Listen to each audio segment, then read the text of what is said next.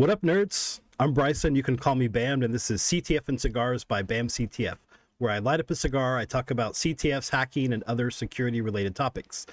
Today I've got a special guest with me, but we'll get to him in a minute. We just did a CTF. It's been a few months since I've done one. I think the last one was in January. So yeah, we just did a CTF. We've got another one coming up in June. So we're going to talk about the CTF that we just did. But before that, I'm going to light up my cigar. This week I'm smoking an Oliva Series V Melanio Maduro Robusto. I've done this one on here before. This is kind of a staple for me. I've always got these in my humidor. But let's see, this is a Robusto, so it's 5 inches. It's got a 52 gauge. This is let's see, it's got a Nicaraguan Ligero filler. So the Ligero is the one of the leaves near the top of the tobacco plant. So they're a bit younger, they're a bit stronger. They got a nice strong flavor, a bit extra kick to them. It's got a Nicaraguan binder, and the wrapper, it's a Sumatra seed Ecuadorian grown wrapper. So Sumatra is an island. It's the 6th largest island in the world, and that's the tobacco that grows there is known as black tobacco. So the wrapper is this black tobacco. You can see it's got a nice dark kind of oily texture to it. It's really beautiful kind of wrapper here, and it gives you a nice kind of earthy floral smell to it. So for this cigar, like I said, I've done this one before, but on the pre-light draw,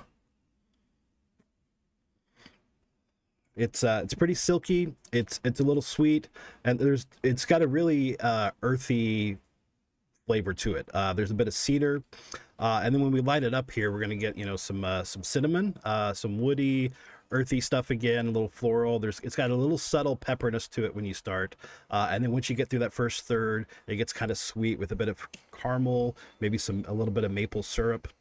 You get to that second third, and it gets a little sweeter, and a little leathery, and then you also get some notes of coffee. And then when you get to that last third, it kind of has a kind of peppery kick near the end. So this is the Oliva Series V Melanio Maduro Robusto. It was Cigar of the Year in 2014, and I think it was like number 8 in 2016. It's been in the top 10 list for a number of years, so it's one of my favorites. It's definitely one of my favorite under $10. So yeah, that's what I'm smoking today. And now to bring on our guest, we've got Mike. Mike, you're on camera. Say hi. Hey, good morning, everyone. How you doing? Good to see you, Bryson. Yeah, thanks for joining me, Mike. So introduce yourself. Whatever you want to say. I don't want to dox you, so you tell us what you want to tell us about yourself. Yeah. So, yep, my name is Mike Dufilly. I work with a company by the name of Vertex Consulting in Ocala, Florida. Been kind of turning wrenches on computers for 15 years here. Kind of an IT generalist. Worked on everything, all the way back to Novell NetWare, all the way up through all the modern Microsoft and Linux stuff. Kind of making a career pivot towards security. So I actually hold a couple of GX certs. This is my first CTF with ConnectWise, and glad to have the opportunity to participate in that. And yeah, it was a real fun time. Yeah, thanks. I remember NetWare. Actually, I've been doing this for a long time too, and yeah, I one of the jobs I had, I think it was like 2003, 2004, something like that, and they were running NetWare like 3.5, I think, and it was my first 6 months was replacing it. Yeah, we ended up actually going Linux for a while, and then eventually to Windows. It was a nonprofit. We didn't have a lot of money, but I didn't realize at the time when I first started, because I was still pretty new in the industry, that Microsoft has really, really, really cheap pricing for nonprofits. Yeah, I didn't know that at the time, so I thought, well, we'll just go cheap and go Linux, and that worked okay. But because I actually set up I was using Samba and set it up as a domain controller, which you can do but it's more like an NT4 style, so you don't have true Active Directory, but you can still do some like group policies and things like that. It's really, really kind of janky.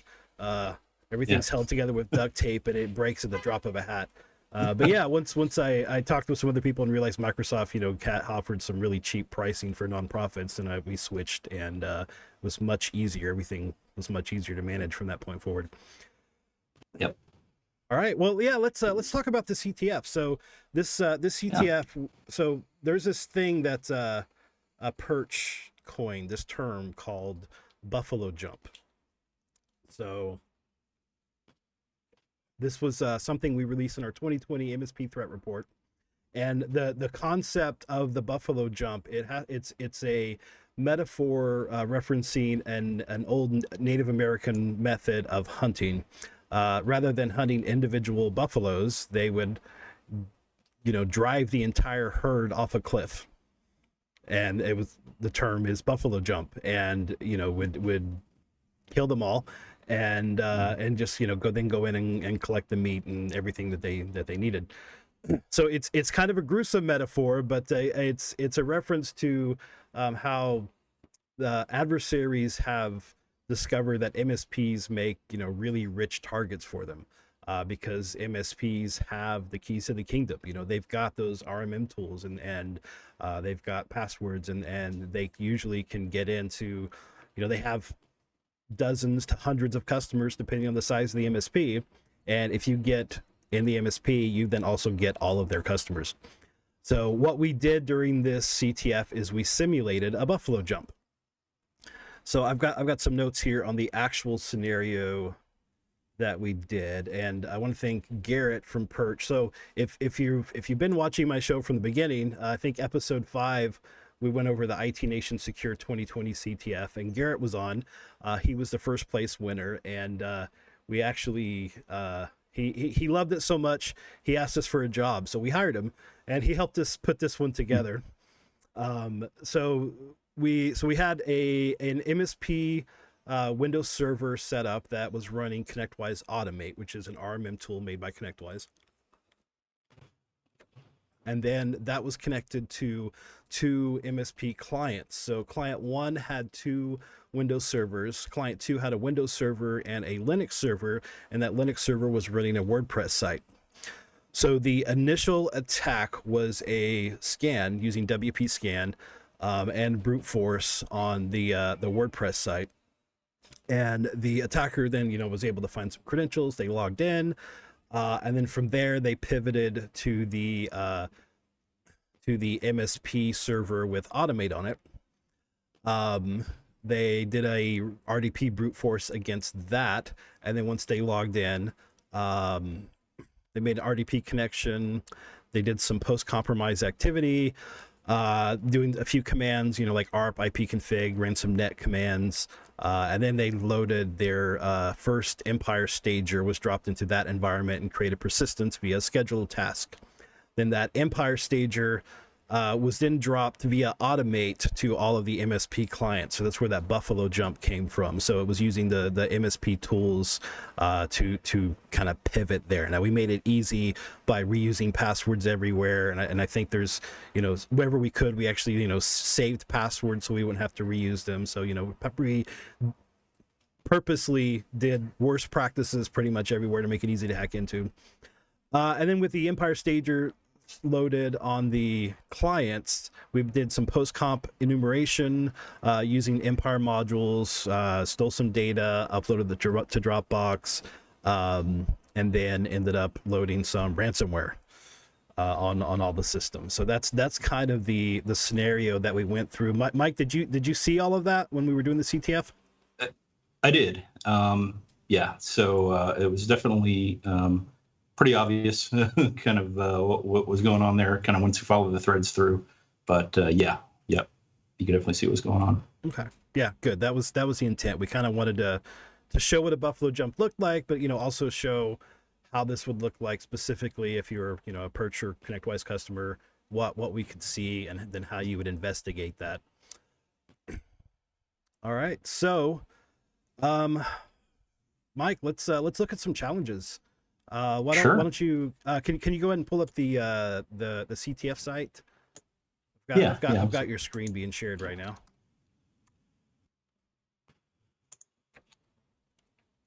And just as an example of great MSP security, My firewall is blocking that for me, which it's supposed to. It's a newly registered site, so that's what we want. Oh, hold on, I need to resize your. Get this on here. Okay, there we go.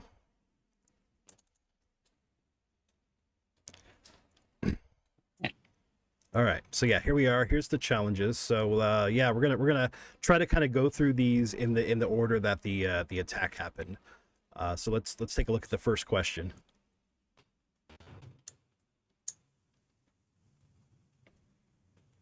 Yeah, I think that was our HTTP host, kind of the first logical place to start here. Yeah. With that WordPress attack. All right. So the question here was, what was the host name of the WordPress site that was scanned? And fortunately, that's pretty easy to find. Thanks to Perch, we've got a lot of intelligence here about what's going on, and specifically, there were several alerts that fired related to that WordPress scan. In fact, if we can go in here and actually look in our closed alerts, let's go ahead and search for that WP scan alert. And here you can actually see several alerts. Now, the ones we're interested in particular happened on the 25th. So even though I see kind of 4 alerts here, the one 6 days ago is really the one we want to zoom in on, because that's going to be the day that attack happened. And we click on the Perchibana button there, which will drill us straight into kind of the Kibana instance and show us the data, collected surrounding that alert. It'll take a minute to load here. I saw a lot of comments about the hamsters spinning their wheels real fast to get all this data up for us. Yeah. Yeah. Yeah, and you have to wait on these big data platforms, just the nature of the beast. And it's always slower when you're doing it live and people are watching you. That's it's one of the rules of IT. That always happens. Yes.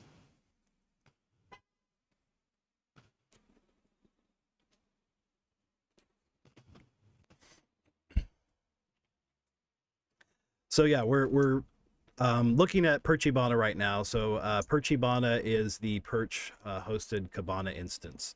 So Kibana, it's part of the Elastic Stack. So that's, essentially the Perch platform is a hosted Kibana or hosted Elastic solution. We do other things. We add our own intelligence to it. We add some integrations, but the kind of the core of the product is this hosted Elastic. Now, one of the things you'll notice here when you click that alert to drill into it, it's going to return a lot of data, mostly just because currently the filter is just giving me anything that it's seen between these 2 IP addresses. One of the things we can do right away here is looking at this event type. Anything that generates an alert is actually going to have an event type of alert. So we can add a filter here to look at just the alert event types, and that's going to help us get this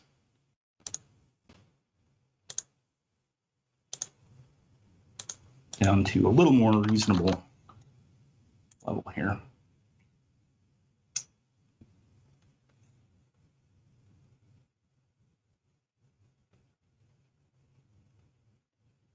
So these alerts that we're looking at, they're based on the indicators that we get through the Perch platform. So a lot of their the initial product was just an IDS running Suricata, and so a lot of these are from Suricata rules. But there's also we integrate with different intelligence sources like different ISACs and ISALs. They also provide indicators and all those trigger alerts as well. Yeah. So here we can actually see those alerts, and I've just expanded this one right at the top here, so we can see the different data that's returned here.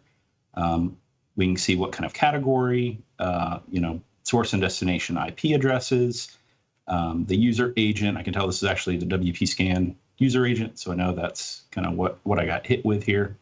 And then, of course, in this Perch IND description field, this is the actual alert, the WP scan user agent that fired off here. And then, of course, looking at this guy here, of course, our question was, what was the host name of the WordPress site that was scanned? Right here in this alert, We can actually see probably in a few places, but kind of looking at this HTTP refer, I can see the full name here, but I do actually have a yeah, actually about 4 lines host. above that, there was an HTTP hostname field as well. Oh, yeah, there it is. Yeah, this guy here. Yeah, I think we actually set up DNS, but I guess when we did the scan, we just used the IP address instead of the host name, so that we just went with the IP address for the host name. Yep. So yeah, that was our first question there. Yep. So that was a pretty straightforward one. Yep. Let's see what's next. Next is our password. Another pretty straightforward one. This one actually tells us right where to look here. So in this case, we had an escalated alert. So something that the Perch NOC looked at. They review all these alerts for you, and actually they'll escalate alerts that they feel require some additional investigation or verification from the customer. So this was an escalated alert, and we get the name of it here. This ET policy cleartext WordPress login, and that's just what was the password in the post request visible in the alert. So again, pretty easy to find this guy. So yeah, it actually should be on this page you're looking at now, because you're already looking at all the alerts for this host. If you scroll down. Yeah, let me. When you looked at that perch indicator description or title. Yep. Yeah, you can add that as a column. Okay. Yeah, you know what you're doing. Yeah. And then on the left, it's now a field. Yeah, you can see it there in the column. You can also see it under the selected fields on the left, and that'll give you, if you click on that. So let's see. Yeah, perch index description. There it is. Yep. Yeah, there we go. There's the top 5. And do you see that? Let's see. Is the password one there? The password one's not here. Okay. So again, it may just be because of the way the filter is set here. It may also be in a different time frame. It also pulls in for a specific time. Yeah, let's adjust that a little bit here as well.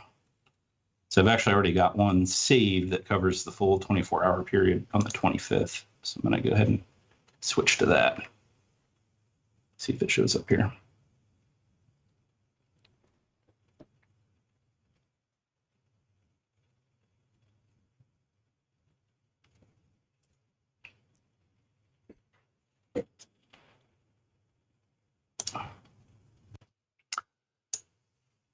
Etsy password, HP injection. There it is, clear text password. Here we go. Yep, there it is.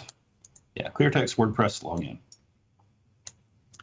So yeah, so all we have to do here, if we again just look at all the details for that alert, one of the details we get out of that is the payload of the observed packets there. And it'll actually put this into a nice printable, human readable format for us. And you can kind of see the little bit of the interaction there between the WordPress site and the attacker.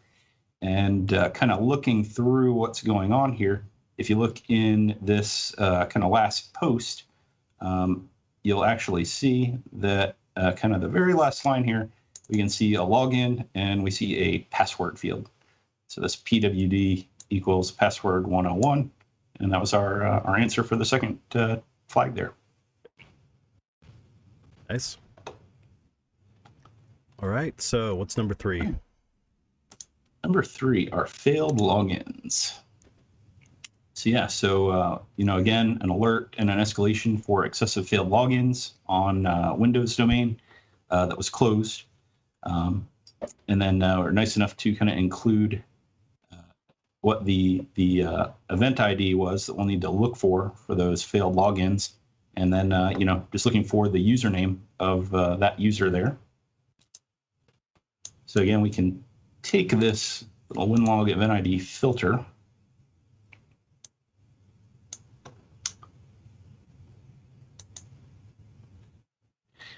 And we can look at that here. So the filters here, there's you can just put in a string and search for it, but if you want to look for a specific field, you just enter the field name and then a colon and then the value that you're searching for. and then you Yep. can do additional things with, you know, and or, and group things in parentheses, and or not in parentheses, and then that's, I mean, that's most of KQL. So KQL is the Kibana query language.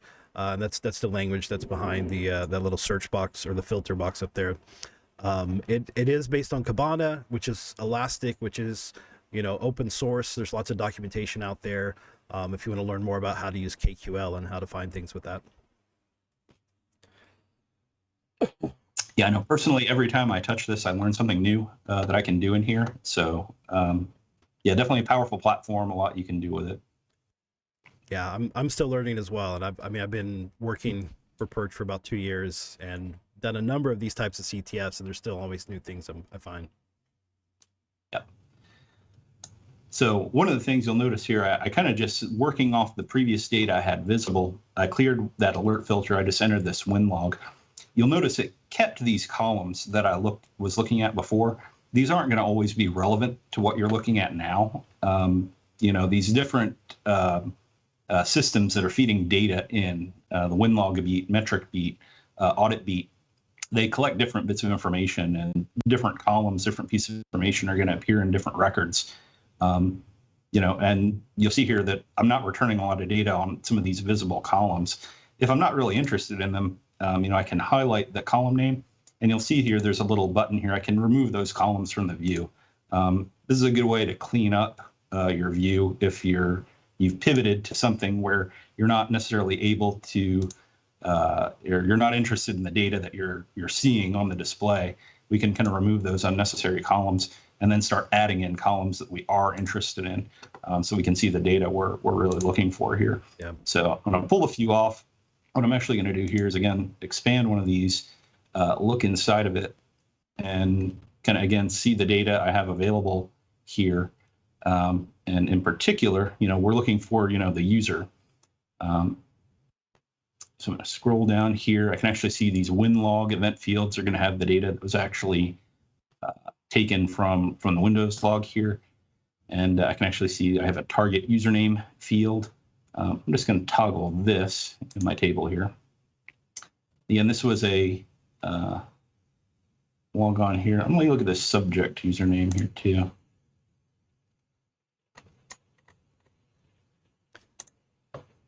Yeah, the target username is the one we're looking for. If a good site to check out for these is ultimatewindowsecurity.com.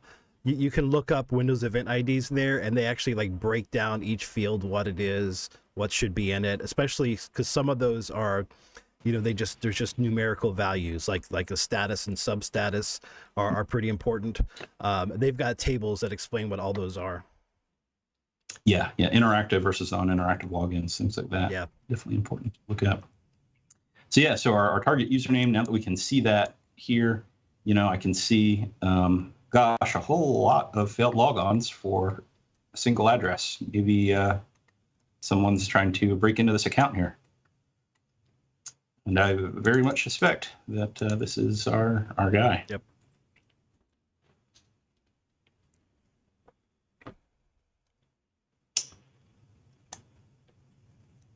Yeah, so after our failed logons, you know, gosh, how were we attacking this poor guy? An RDB brute force attack. So what's the domain name of the host that was performing that RDP brute force attack here? So, you know, I did this a little bit different. So you can definitely tell me how we can do this another way. You probably have a better way than I did this. But in my case, yeah, in my case, you know, RDP port 3389, I went straight to looking for that. So I filtered for that port 3389. In this case, it's my 3389.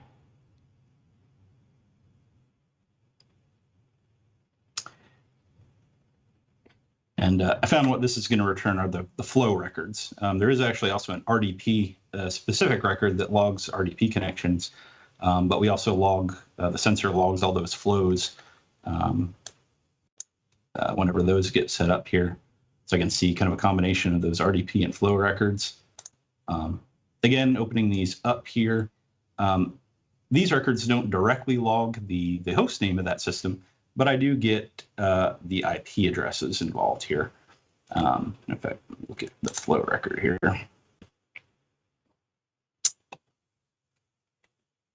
So I can see that in this case, the source IP address was this 192.168.40.171. And really all I did at that point was just copied and pasted that up here to really just search kind of index fields for that value.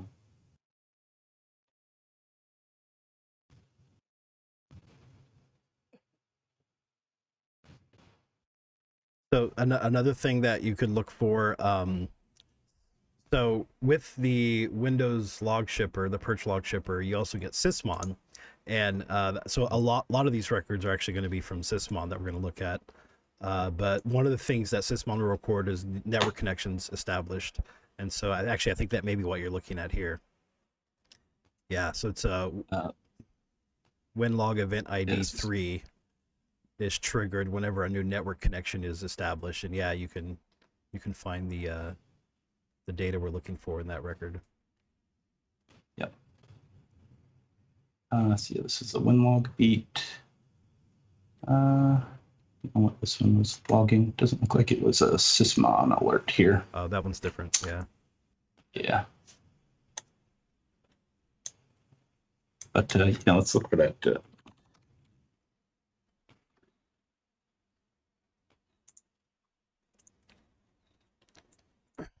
Yeah, actually, I think you might have grabbed the wrong IP address.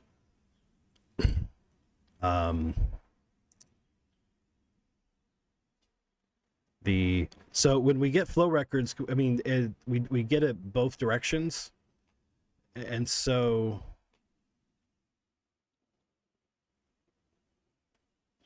yeah, I'm not sure that's the right one. Here, I'm sending you a query in chat. You can try. Through here.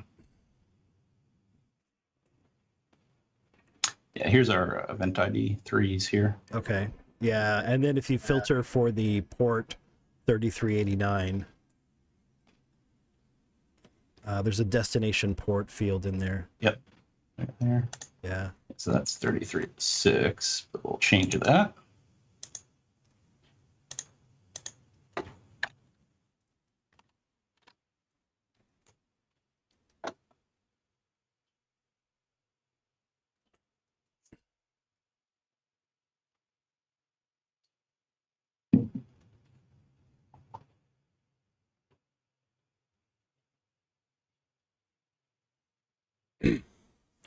While that's loading, if you want to open another tab and go to Perch, I'll show you. There's actually a quicker way to see this without even loading Perchibana.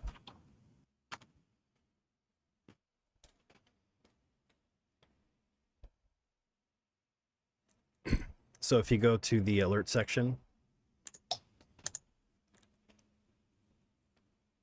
and let's look at the escalated alerts, or the closed ones. So the attacker's IP is that 3 dot IP address, and there's a number of alerts that are triggered from it, and you can actually see we're doing DNS reverse DNS lookups for those, and you can actually see the host name right under the IP there. Yeah, right there. That's the answer. But I mean, it's also in the Windows logs. Should be in those records you're looking at there.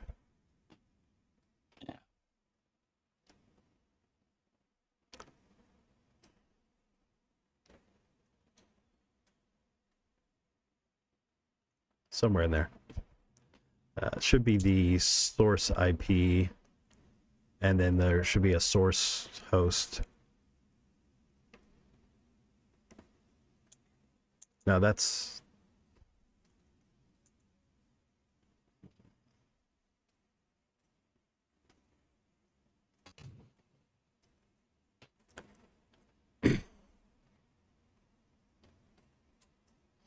You know, this may be one of the later connections where the automate server was then connecting to the client. So I'm not sure this is the right record.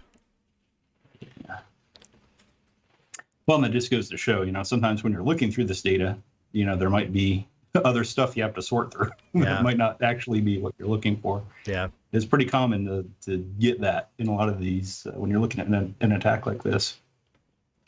Is I changed my time filter to actually show me the earliest stuff here first. Let's check it on this one.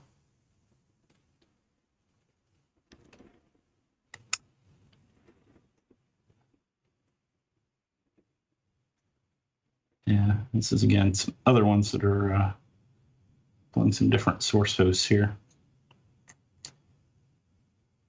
So the worst comes to worst, now that we have this field, right? Let's just look at that over here.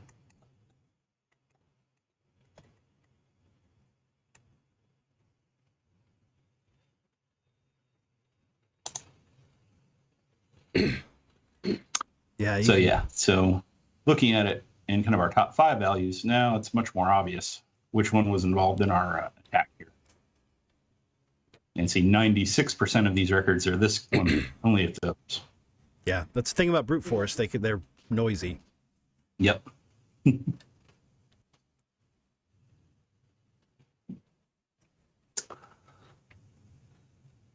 All right. So after that, looking at our successful login, so obviously we got a chain of failed logons and finally stumbled across the right password, and there's a successful login. Always bad news if you see that happen. Yeah, so this is one. Of course, we got. I tried to give people as much of the answer as I could. I'm looking for a timestamp, and when you load Perchibana, it's going to show you the data in your local time zone. So I wanted to be precise on that. I actually gave you. I told you it was Central Time, and I copied the actual date and the hour. So you just needed to find the rest of it and then just modify it for your time zone. There was a few questions about that, but that's why I kind of gave half of the answer there at the end. Yep. So again, here, we can kind of go back and know we got an alert here. I do want to show something about the alert that gets generated about this specifically, because I think there's something to learn about these. The failed logon alerts. You'll notice there's no source or destination IP here. If you were to click this Perchibana button, you're basically going to get everything. You're going to see kind of an empty and filter up top here, and it's just the nature of this kind of an alert. This is an event notification. It didn't come directly off the sensor. Yeah, so this is the SIM functionality in Perch. So, we've got the IDS, we've got all the NetFlow and different protocols that are interpreted by the IDS. All that comes in, but then we also have integrations with different logs, and the event notifications are what we call alerts that are created based on logs. So if you actually click on there's a filter that's defined there. It's got like a really long name. It was actually right where you were at, but there's a filter, and if you click on that, you can actually basically see the JSON that Kibana is parsing in order to actually generate this particular alert and what it's looking for.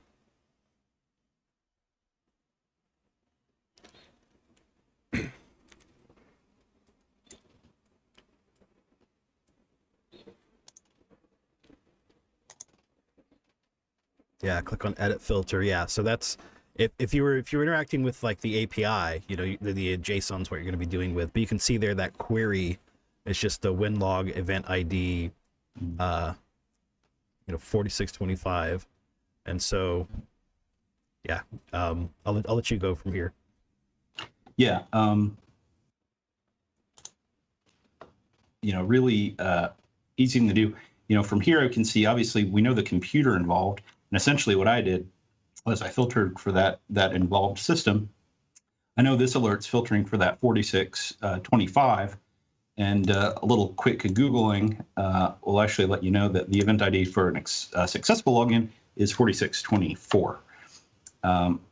So if we alter that filter, instead of showing us the failed logons, to just show us the successful ones, I think we'll see our target data here.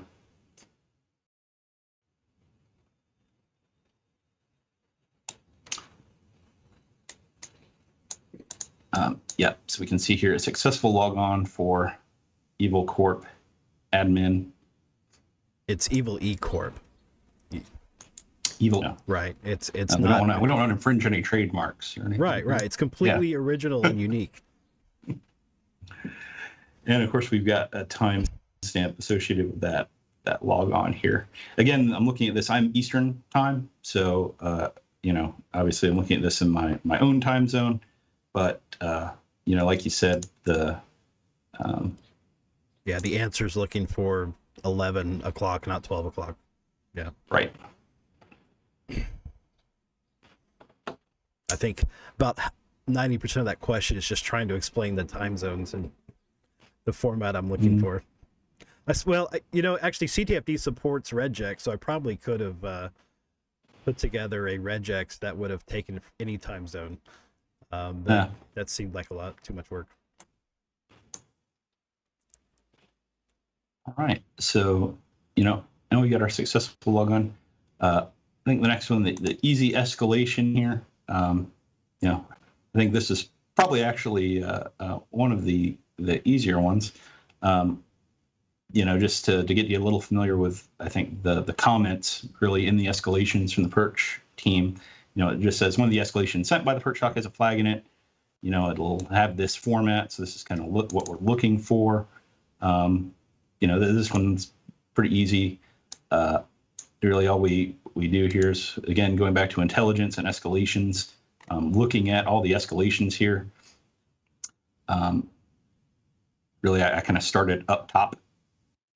And if you click on the details button here, you can actually see the escalation. We can see the kind of Zeekbro Suricata rule that generated this. Any other open alerts we have for us regarding this particular alert, many times we or the Perch, there's things, and potentially these might be from other customers. If other customers on the Perch platform have chosen to share the information, they're kind of anonymized some of their information. Yeah, but you can see it's an opt-in thing, so it's by default it's not enabled, but as a customer you can go in and you can choose to enable sightings, and then you also have a pretty granular level of how much data you want to share. So you can just share anonymous, you can share anonymous plus the healthcare industry, you could share, or you can actually share your company name as well. That's just kind of up to the individual what they want to share there, but it is opt-in, not an opt-out thing. Yeah. And then of course right here on the comments page, you can see the comment from yourself here, and letting us know, hey, there was a connection here for a C2 server with PowerShell Empire, and right here at the end we get this flag field. We jumped right to the right one. Yeah, there was several escalations there, but only one of them had the flag, so it's just a matter of going through and finding the right one. I said it just so happens to be the one at the very top when you click on the escalations and look at them in order. If you just clicked on the first one. I didn't realize that. That's easier than I thought it was. Yeah. All right, so our next one was our automate event notification. So Perch created an alert for some automated activity. It was suppressed, kind of who suppressed it on the 25th, which is important to look at that. So the automate alerts, and as far as I'm aware, I think the ability to monitor the internals of automate this way is a Perch exclusive. I haven't run across any other tools that do this. Yeah, we're using Metric Beat, and we've actually, so Automate's got a SQL or a MySQL backend, and we're actually manually, or we've set up a metric beat module that runs certain SQL queries to pull out the activity, and then logs all that to Perch. Yep. So if I look at the alert that was fired here, I can see it was about Automate coming from metric read about a new script being executed. Again, if you look at the details of these, I can see here there are actually 3 suppressions on this particular one. But again, we're looking at kind of what was going on the 25th. And I can see the suppression here on the 25th was by Garrett Foster. Yeah, he actually did that by accident, but I thought I'd call him out and make a question about it. Plus, gives some people another place in the app to look and learn about. Yep. All right, so after we figure that out, the Automate C2, or command and control here. I think this is a fun one. If you're looking at PowerShell Empire for the first time, kind of see what it does and the way it works. So obviously we kind of get the little backstory here. So compromised our Automate server, credential reuse. Don't do that. Very bad. Get a password manager. They were able to log into Automate and actually use the script feature to drop PowerShell Empire on the systems here. And it kind of asked us in the question here, what was the URL of basically the connection that downloaded the payload onto the systems. So this is a fun one. So we go back to that alert. And let's look at this in Perchibana. Let me go back here.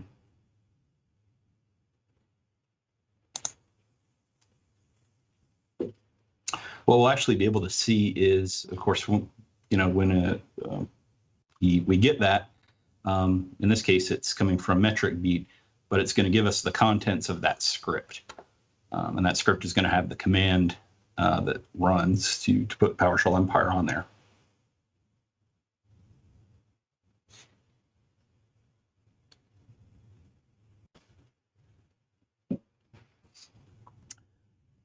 Yeah, we can see the right away, something that looks pretty weird. Yep. Here in this alert.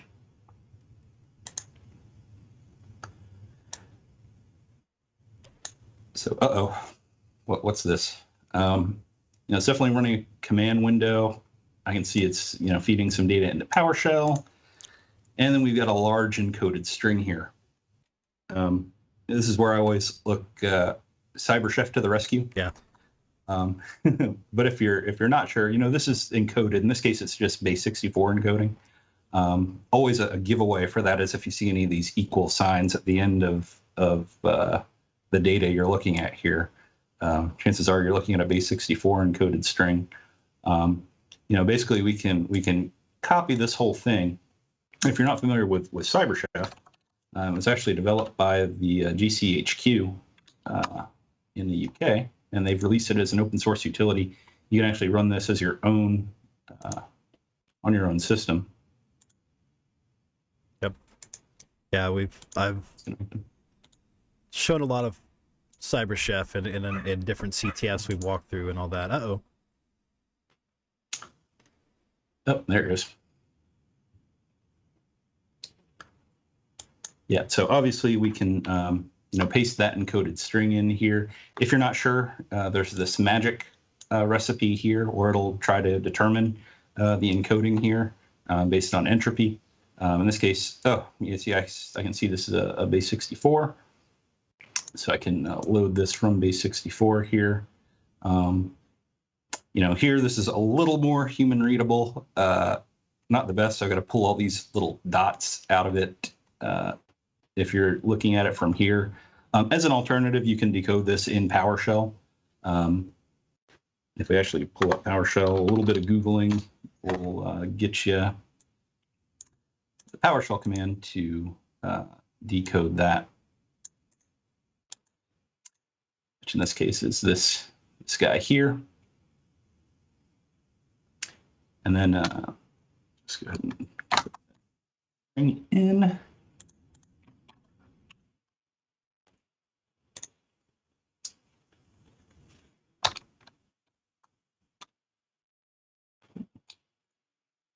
I've already messed something up here. Unexpected token. At first.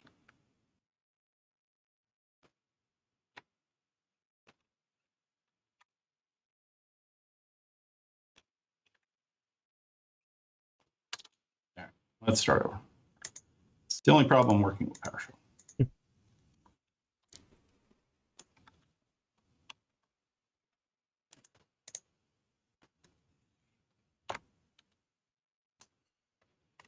Nope, still messed it up. Missing it. Well, if you want to go back to CyberChef, if you throw some regex at it, actually the default regular expression right that it uses will pull out all of those periods. So over there on the favorites, just regular expression, just drag that over under the base 64. There you go. Yeah, that cleans it up too. Oh, that's nice. Now learn something new every day. Yeah, I did not know that. It's perfect. So yeah, so now we've got the somewhat human readable output. Obviously this is PowerShell Empire, so it's doing some stuff to try to evade detection here.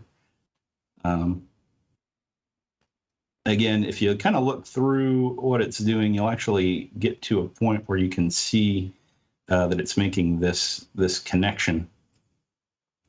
In fact, I'm going to just take this whole thing out. Let's pop it into a notepad here so we can decompose it a little bit better.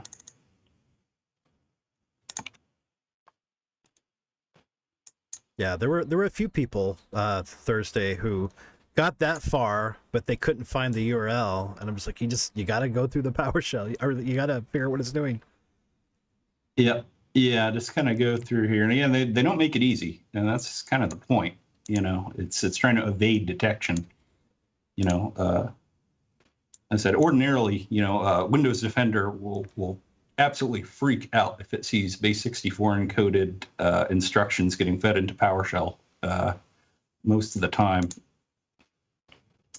But yeah, here's all right. So yeah, this new object system net web client. So here I can tell we're definitely firing up something that's going to try to talk to the web. And you know, it likes to use these chains of variables, but I see in here another base 64 string. So, oh gosh, let's decode this one too. And there we've got, the first part of our URL here. I can tell 3.139.94.169.80.80. And of course, the question asks us what's the whole thing. So that's kind of part one. Going back to the contents of that here, if you follow this through, I can see there's another part after it, this t variable / news.php. And so if we take that and slap that on the end of this, that's going to be the answer for our URL here.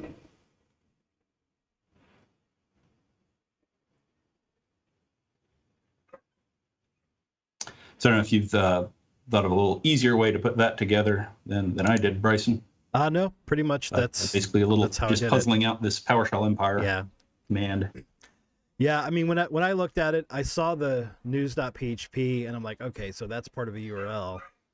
And then, you know, it was if you're looking for something like that, you know, I think a lot of people were like looking for the first part of the URL. They're looking for, you know, http:// etc. But that's the part that's encoded. But the news.php is not, so that makes it a little bit easier to kind of pick that out and find the rest of the URL. Yep. Yeah, I definitely, you know, pegged on, gosh, it's encoded, and then there's something in here encoded again. Well, what are they trying to protect, right? Yeah. What's so special about that? So. Yep.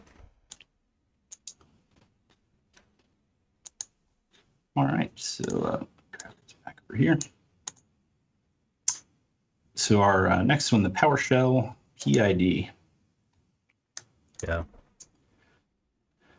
So yeah, we know obviously the script ran PowerShell. You know, in this case, we have a specific host, WSO1. You know, what is the process ID, the PID of that PowerShell command that actually ran? Yeah, and I think the host name was what I think some people missed. They were looking through the logs and they found all these different PowerShell commands.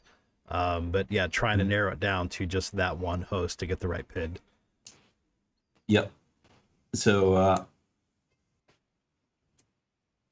you know, I probably did this a little bit harder, and I should have. You know, fortunately, in the metric beat alert, you know, I could see the WSO1 here, and I with this timestamp, you know, I was able to narrow down some my targeting here. So I know when this ran. You know, essentially, kind of 1:57, April 25th.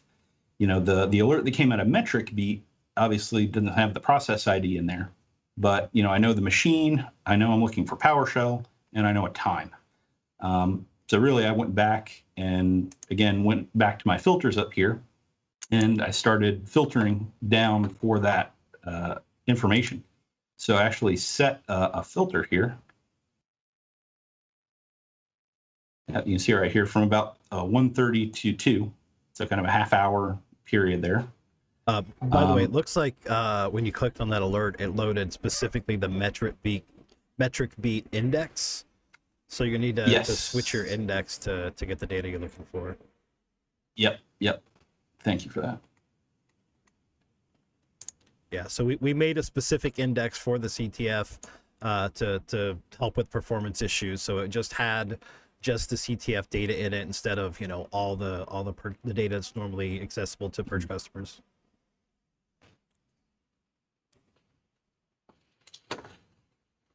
Yeah, and even without any filters, if you look at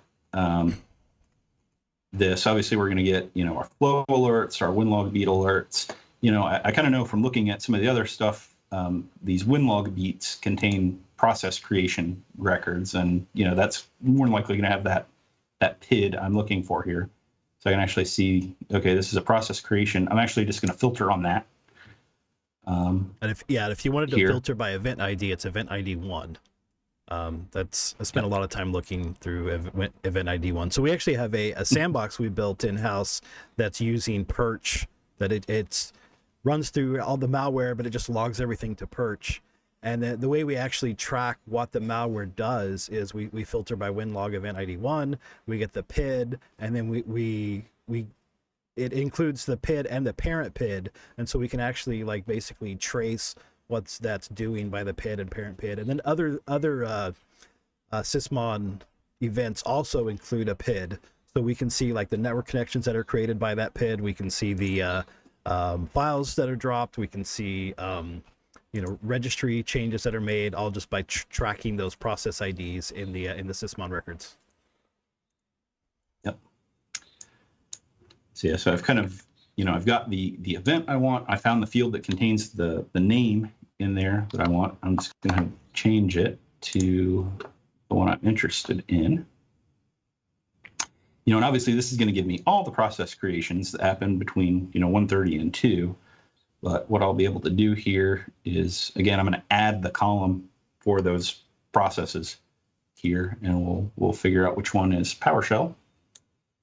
And we'll get that PID off there. Very, very bad at GAM. Just told me he likes my hair. I assume it's my hair. I don't know. Maybe he likes Mike's hair. I think mine stands out a little bit more. But yeah, thanks. And you don't know what you joined. We're doing a walkthrough of a CTF that we did earlier this week. So it's a hacking competition essentially. This is more of a blue team. We're doing research forensics on a hack that we simulated. Yep. So you know, this isn't the record I'm looking for, but I can see, you know, the fields here: parent image, file name, process IDs. What I'm going to do is I'm going to add the PID to my table so I can see it. And I'm going to add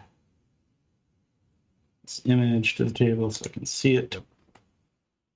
Yep. That command line is also a good one to look at. Yeah.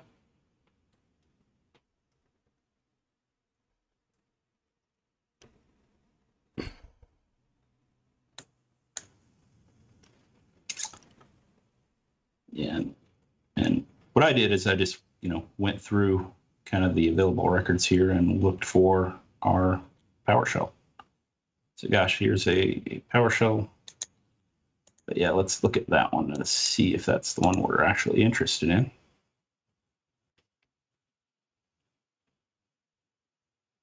Yeah, so the command line. So even though a PowerShell ran here, this isn't the one I'm really interested in. But I can toggle this one. And now that I actually got a field here, okay, PowerShell, let's see, let me just filter straight on that. Yep. It should narrow it down.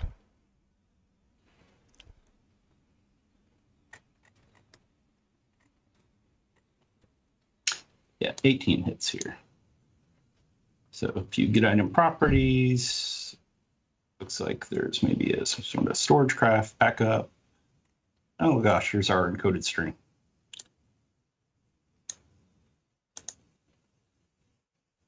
So yeah, so here's our actual drop, 1351, process creation, PowerShell,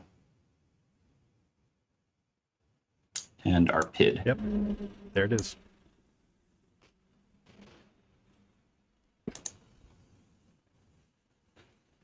Now, I think some people got confused. There's multiple things here that say PID.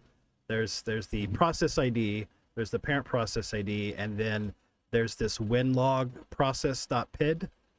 I think some people might have tried that one. That's actually the process ID of the winlog beats agent that's running on the host. So you'll see that consistent through all the records on this host. I think some people might have gotten kind of caught up in that one instead of the actual process ID. So it's some of this is just knowing what those fields are or figuring out what they are. Yeah, and definitely a lot of information to look through. That's really the benefit of the platform, lets you deal with all that. Yep. All right, so our next one here, the Crypt Files. So obviously this, went on the machine, reached out to that command and control, and then sucked down a ransomware downloader here. So that triggered an alert as well. Detected DRCry ransomware. What was the name of the file that triggered that alert? And this is a pretty easy one to track down if you just want to look at the alerts.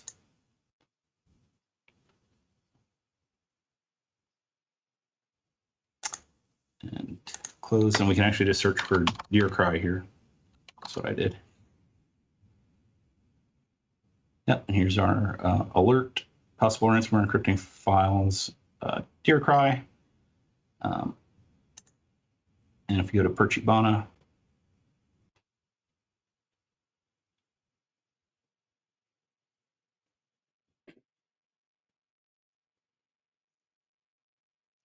So while that's loading in your other Perch tab, can you go to the event notifications? So under Perchibana and then event notifications. So these are the alerts that are created based on the log data, and you can create your own. We also have a marketplace with ones that the Perch has created. You can search there. So you've already got it pulled up there, but yeah, you can click on the details on that. I think you can. This account may not. Yeah, it looks like I might not have you don't. Okay, so you don't have the permissions. All right. Yeah.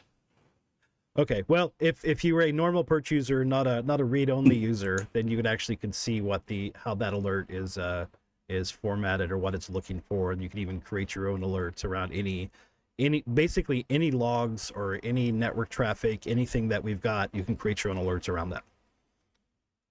Yep. So yeah, going back to the alert, just pulling that up in Perchibana, it'll literally right here on the main screen, there's a file.name field, which is what actually triggered the alert. Yeah, it's kind of right there for you. Yeah, and you can also, if you click on that filter there at the top, you can see the query again that the alert is using. So it's searching for that winlog event ID 11, which is a file created, and then the file name is desktop.ini.crypt.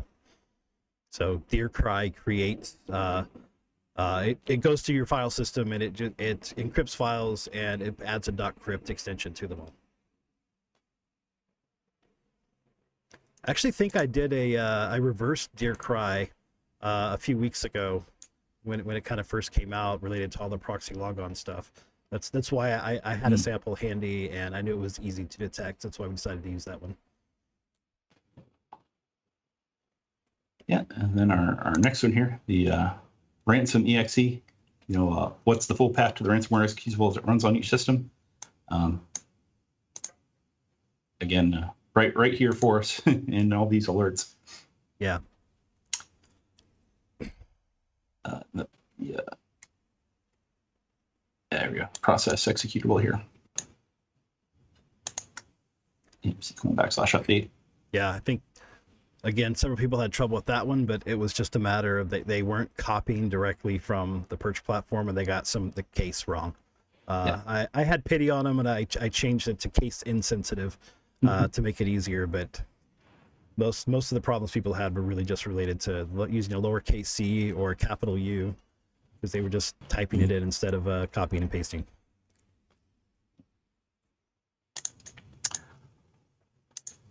All right, so the next one asked us about the hash for that. So what is the SHA-256 hash of that executable? So in my case, I know now what this executable was, the process, the C update.exe. So what you can actually do is filter for that value. I'm going to pull out this first filter.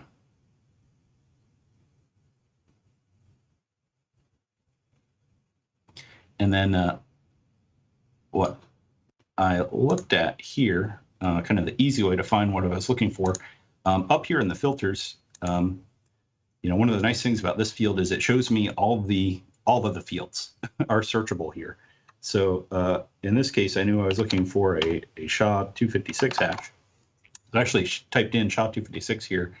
Again, some of these fields are from like the McAfee SIM platform. I know we're not using that here. Actually from looking at these fields earlier, I knew that this hash SHA-256 was present on some other process creation records. So I said, aha, that's the one I want. And I can actually just search for this exists operator. It'll just tell me, return records where that value is present. And filtered that right down to these three. Now on this process creation, I can look here for our hash SHA-256 for that update.exe.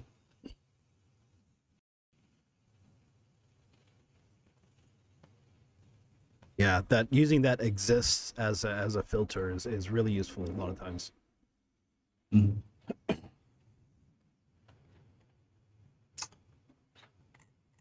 All right, so our next one was the encrypted files. Where'd you go? There it is. And that asks us, what is the full file path for the first .crypt file created by the ransomware on this particular host? I'm not going to even try to pronounce that in any way. And of course, it says copy the full contents of the file .path field, so pretty specific here. Again, filters are our friend here.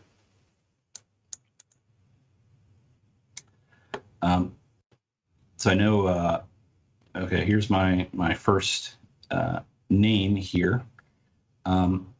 This is a process create record, so can't really use that one, but I can filter out this name right away. Pull this hash field out.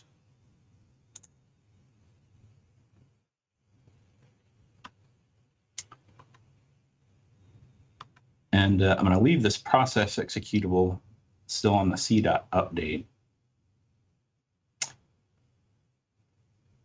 And okay, so I can see I've got a lot of these file createds. I'm filtering on c update, so I know this is the stuff it's doing. And in this case, all I'm going to do is change my timestamp sort to see the first one that happens here.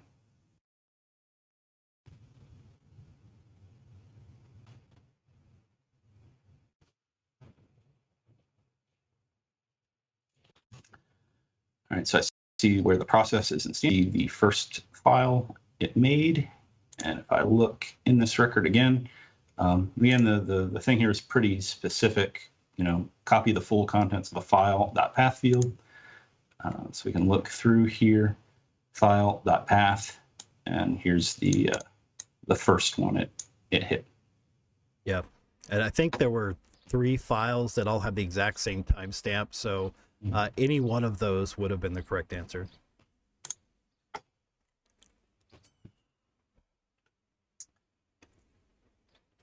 All right. So our penultimate one here are scheduled tasks. What is the name of the scheduled task created to establish persistence? So this one I actually did a little poking. So I initially started looking around, okay, well, are there some event IDs associated with scheduled tasks? And I was kind of coming up with nothing there and scratching my head for a little bit. And finally I'm like, well, what would a hacker do? There's got to be a CLI utility to make this scheduled task, right? So I Googled that a little bit and ended up coming up with the scheduled-tasks.exe process. I'm like, okay, well, let's see if that ran anywhere. So again, just looking at this, process.executable field.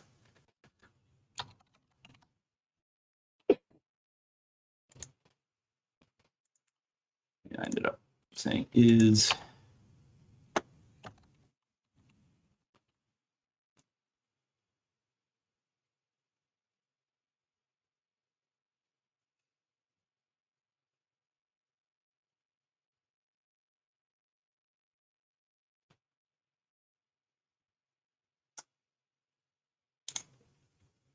Yeah, you might need to change your time there.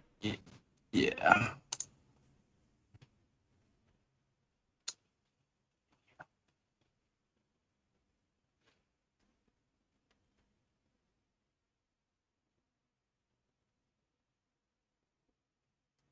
There we are. So yes, I see this process was created, executed, and yeah, looking at the command line for that, it created a new task, and I can see here the name, important IT updates. You can also see the parent arguments from this, so you can see it was actually that original, PowerShell Empire is the parent that ended up doing this. Mm-hmm. Yep. Can you scroll up just a tad? Our cameras are kind of blocking the text there. There we go. Oh, sorry. Yep. Yeah. Or back up just a tad. There we go. Right, perfect.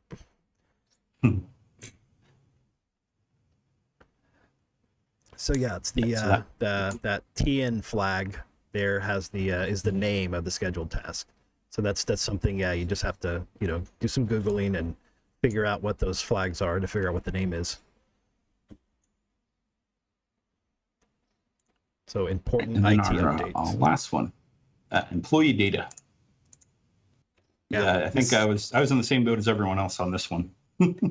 Yeah, this is the one that took the longest. I try to have at least one that I just give you like very minimal data.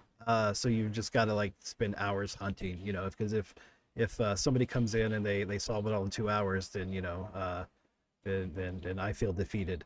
But if I can make people bang their heads against their keyboard for at least 3, 4, or 5 hours, I think it was it's about 7.5 hours into the event before, yeah, you finally got this one. So I felt vindicated there.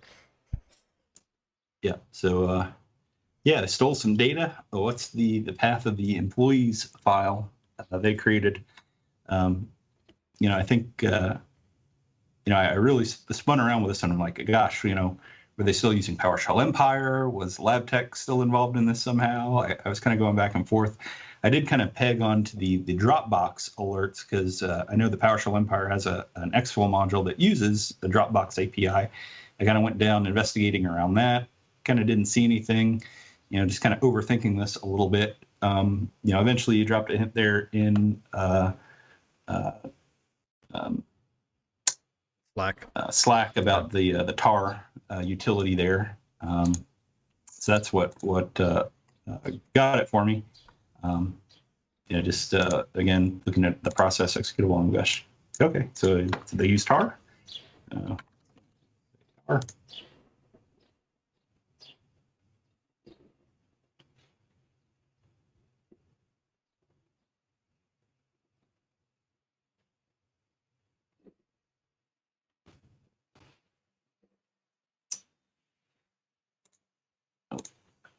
Probably need to try tar.exe. Yeah. Yeah, it doesn't let you edit things. You have to delete them and create a new filter.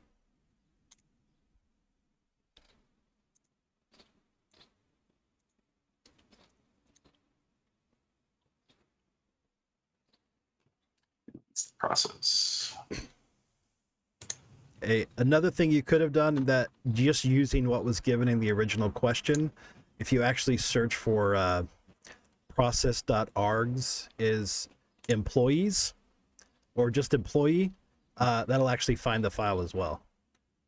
So that was the one clue that you could have searched for in the actual question that would have gotten you the answer. Yeah, I wasn't actually sure if I had a feeling that it might be okay. It says employees file. I'm like, does it actually contain the string employees? Yeah. Or is it just an employees file? Is it the contents or the name? So yeah, so here we are.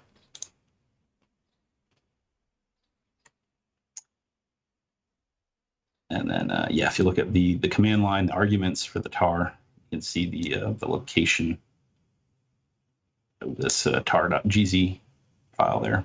Yep. Yeah, and another one I kind of thought of after the fact, of course, another way to find it.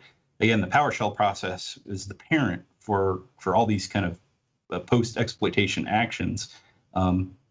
We could actually just filter on this parent executable here being PowerShell.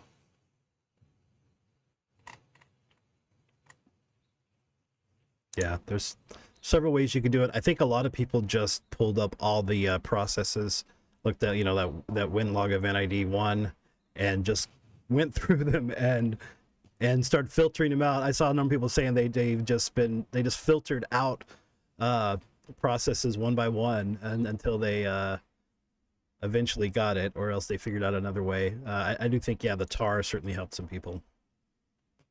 Yep. Yeah, there was like a net users command that the attacker ran. So some people were kind of filtering around that as well, but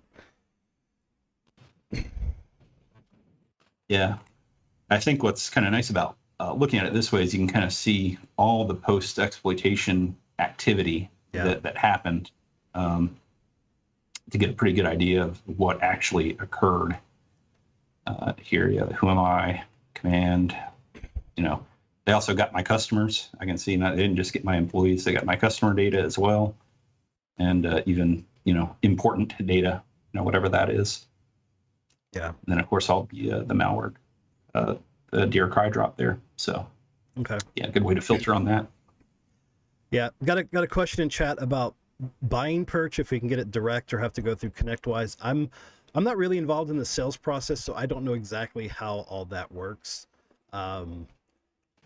If you have a sales rep through Perch, just contact them, or go to perchtree.com and there's a contact link there. You can contact somebody. I mean, Perch is owned by ConnectWise now, so we're not really separate companies. But yeah, I'm not really familiar with the sales process. I focus on research and intel, so I try to avoid anything related to sales. Cool. Well, yeah, I got to say this is a great, fun CTF. Really enjoyed it. Definitely learned a lot more about Perch. You know, how to filter some of this stuff. You know, and like a lot of platforms, it's kind of the more you use it, the better you get at it. So I really enjoyed the opportunity to use this a little bit more and get a little more hands-on time, really digging into it. It's always nice when you know, you have the opportunity to do that at work, right? Yeah. You don't have to burn your personal time on it. So yeah, thanks to you and the rest of the team for doing this for everyone. Oh yeah, thank you. Yeah, thanks for participating, and thanks for joining me this morning. I enjoyed watching you go through it and just kind of seeing how you thought through it. I mean, you know, there's so much data and there's so many different ways to get to it. It's fun seeing just how somebody else kind of thinks through it and how they get to it. You know, you did a lot of things similar to how I would have done them, but not exactly, or some things you just want a completely different path, but you know, you still got to the data in the end. And yeah, we got through it in like an hour and 20 minutes instead of the 7.5 hours it took during the CTF. So that's good too. So yeah, thanks. Easier when you know the answers. Yeah, right? that definitely helps. Yeah.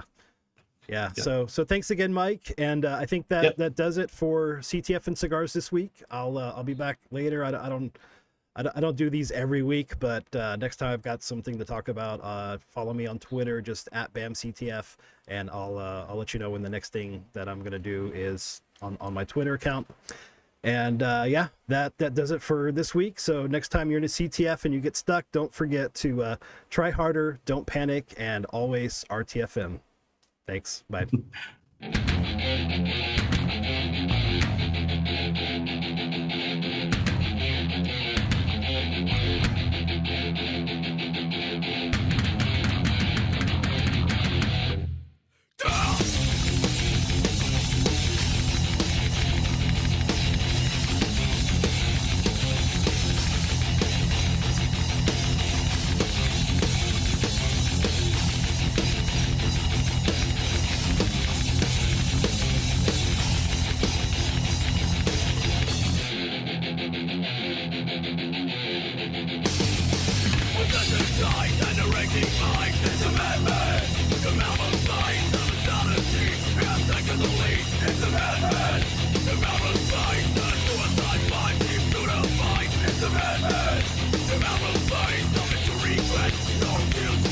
It's a madman, the battle fight.